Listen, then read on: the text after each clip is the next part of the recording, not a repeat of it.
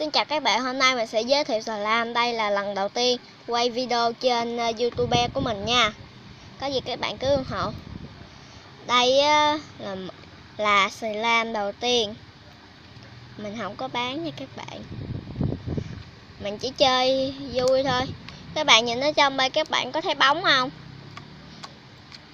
Nếu như các bạn thấy bóng nhớ xuống dưới comment nha. Ghi xuống dưới comment á.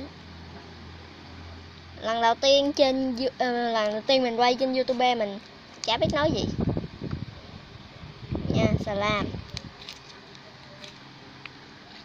ở nhà mình cũng chán lắm. Các bạn có nghe thấy tiếng gì không? Nghe gì không? Rồi đây mình cắt qua một bên. Đây là slime tiếp theo.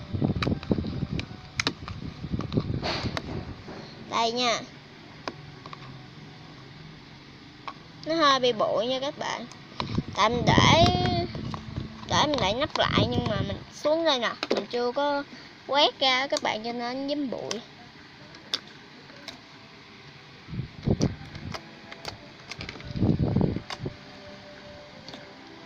Cả 2 ngày mình quay một clip, 2 ngày quay một clip. Nếu như các bạn nào có thích mình á, và có cái thử thách gì, hay là mình không thích chơi thử thách bậy bạ đâu, mình muốn làm ở gì, các bạn muốn mình làm cái gì thì comment ở dưới nha. Các bạn nhớ ủng hộ mình nha.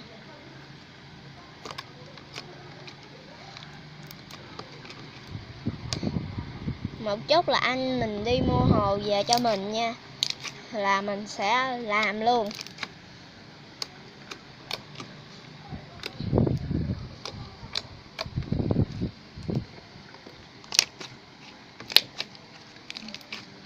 Mình quay một mình không được, cho nên mình phải nhờ chị mình cầm đây.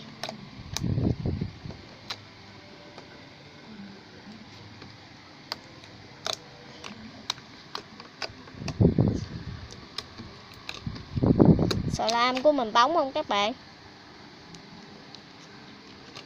Mình làm bằng hồ á. Lần đầu tiên mình chơi, chứ mình chơi khó chịu, các bạn đừng có nói gì nha.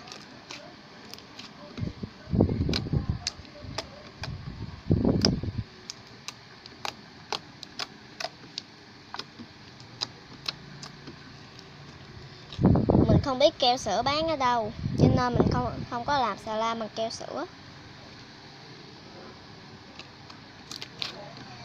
Bây giờ mình ngắt đợi anh mình về nha các bạn.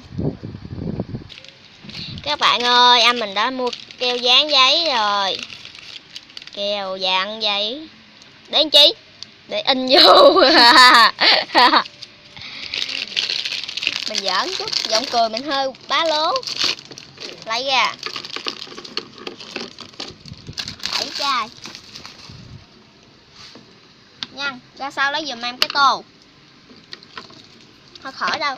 Các bạn ơi, chờ chút nha, để mình đi lấy tô. Còn nhiệm vụ còn lại cho chị mình lo. Ok các bạn ơi. Và tổng cộng mình sẽ đếm cái chai này là 2 nè, 4, 6 và 7 chai. Tổng cộng chỗ này là nó có 7 chai nha. Và chút nữa mình sẽ qua cho các bạn xem. Tạm biệt. Chứ không có tạm biệt, quên, chút nữa mình quay. Các bạn ơi, và mình đã đem tới là một cái cốc đầy nước, một cái chén và một cái tô để pha trộn slime á các bạn. Đây, slime này thì nó không có chơi gì cho lắm, vì nó bị ẩm, nó bị ẩm, nó giống như nó chảy vậy á các bạn, chứ là không có chảy cho lắm nha, mà nó cực kỳ nhớt luôn nè, các bạn coi đi, nó cực kỳ dính tay luôn. Lăn lên cái này chạy về chợ á, chị Hạnh phải bấm cùi luôn á. Cam á. Chơi lầy lắm luôn á Nhi. Gì? Mình dọn mấy cái này qua đi. Dọn qua đúng không? Rồi. Ok, mình sẽ bắt đầu dọn. Các bạn ơi, mình đã lấy ra tô rồi, mình đã dọn rồi nha. Tô. Làm tờ bình trắng, tờ bình đen gì? Nước không luôn. Lao cái. Hứng đây đi. Và bước trộn hồ. Bắt đầu.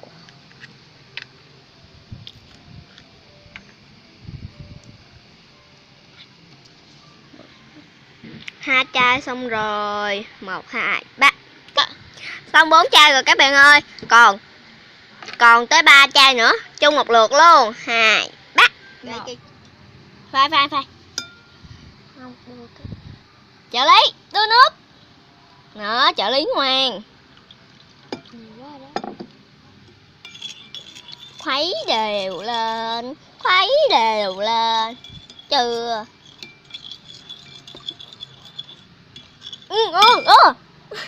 Trời đợn, dơ quá à nhanh. Trợ lý này chơi dơ. Khuấy cho nó đều ra. Giờ nước với hồ chưa có tan ra.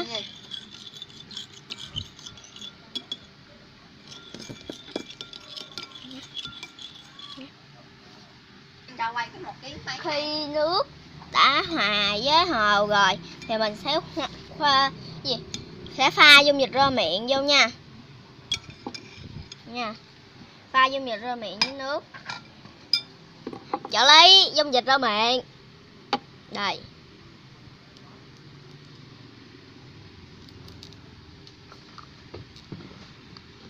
Hết luôn rồi. Rồi có bao nhiêu đây dung dịch rồi ta?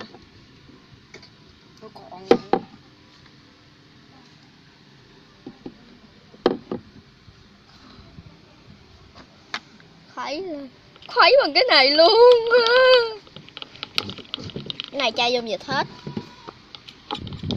Khuấy luôn, chơi liều luôn. Bập. Như nó màu trắng như các bạn không thấy á. Rồi dễ chói quá. Và sau đó hồ biến. Ghê không? Thấy mình ghê không? Không. Khuấy, sau khi khuấy rồi các bạn vừa để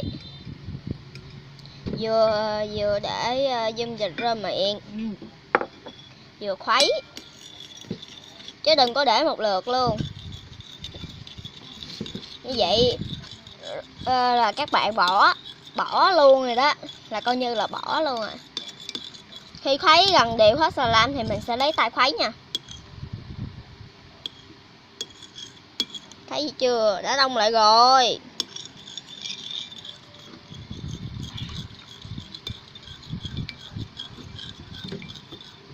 Khuấy đi, cứ khuấy qua cứ khuấy. Ủa cứ khuấy mới đúng. Cứ khuấy. 10 năm sau. Khuấy hồi 10 năm sau.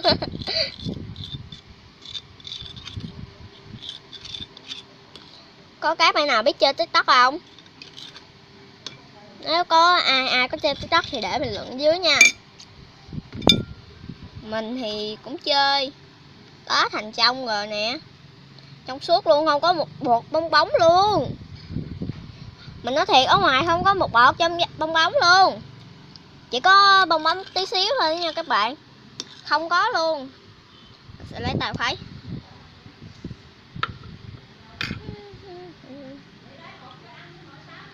Dạ chưa?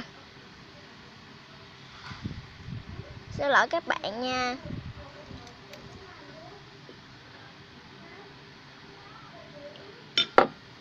Sẽ lấy tay. Dạ mẹ con đi đâu rồi?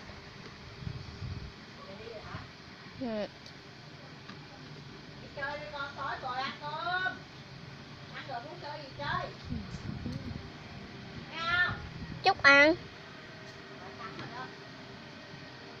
Xin lỗi các bạn. Các bạn nhớ đón xem kênh của mình nha.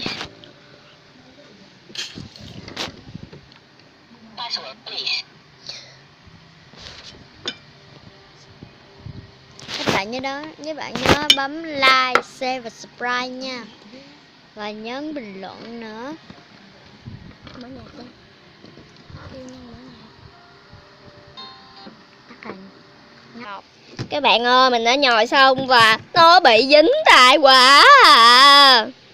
Trời ơi.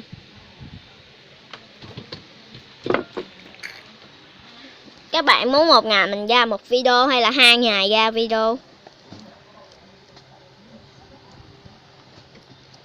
Nhớ ủng hộ mình nha.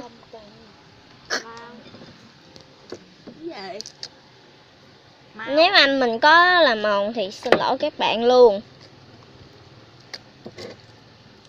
Mới bị gái bỏ đó các bạn.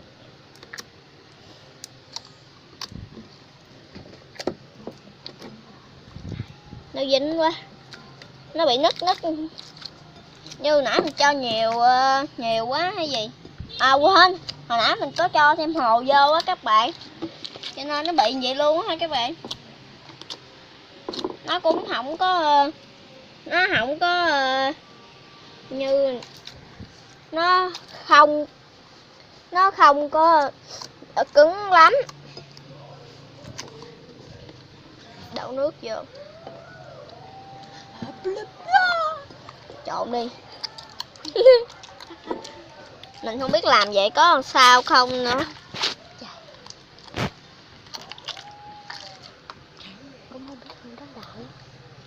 Như phim Việt Nam Đài gặp nước nó chảy không à. Chị mình nói là khi để nước quá nhiều thì nó sẽ chảy. Tại vì chị mình nói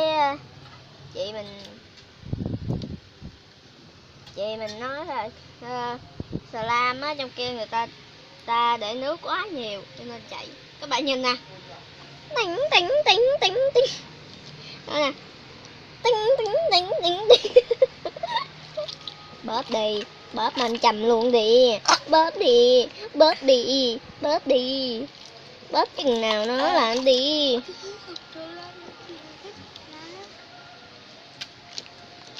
Trời ơi. Giờ mình không biết nó thành xà lam gì luôn. Thành đưa nè. Thành mũi cá anh thấy. Thôi xíu mua luôn.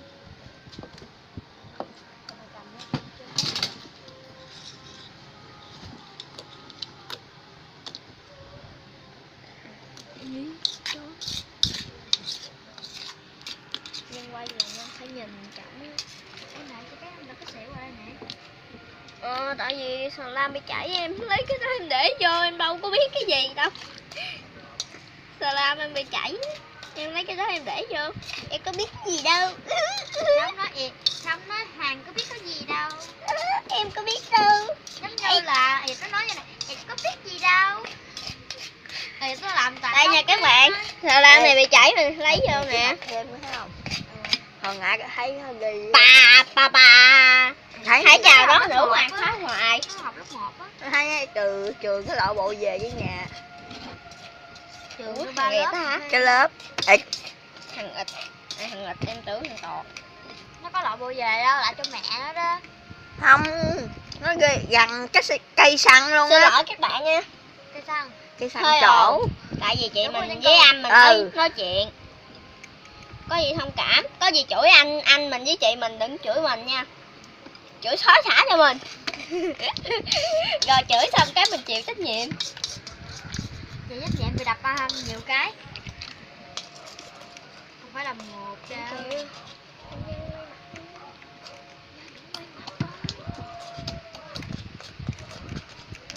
Các bạn ơi, giờ thì nó đã mềm.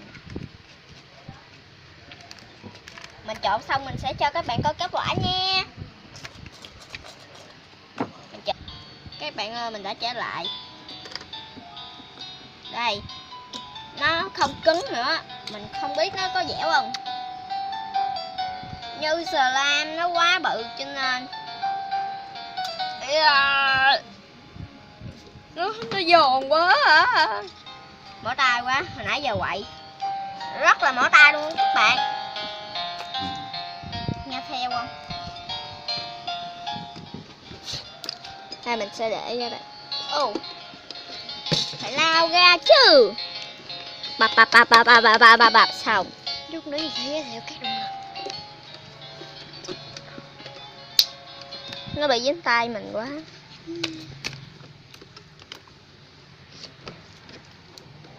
chị mình quay như không để ý á các bạn, cho nên có gì lệch á thì các bạn thông cảm cho mình. Duyên quá Nè nó thiệt lòng á.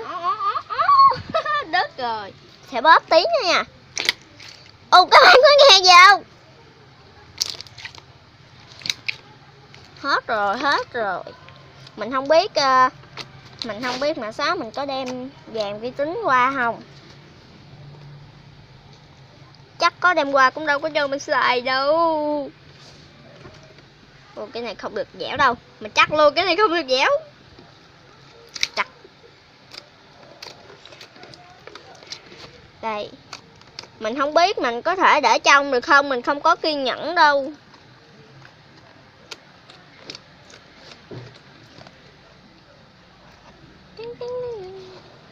Vậy thôi, video mình đã đến đây thôi. Mình không có chọn màu nha các bạn. Tại vì mình chưa có màu. Mình cũng không biết màu bán ở đâu. Mà mình định mua màu thực phẩm. Bye bye. Nhớ subscribe channel mình và đăng ký ủng hộ tinh thần mình nhé. Lần đầu làm nha.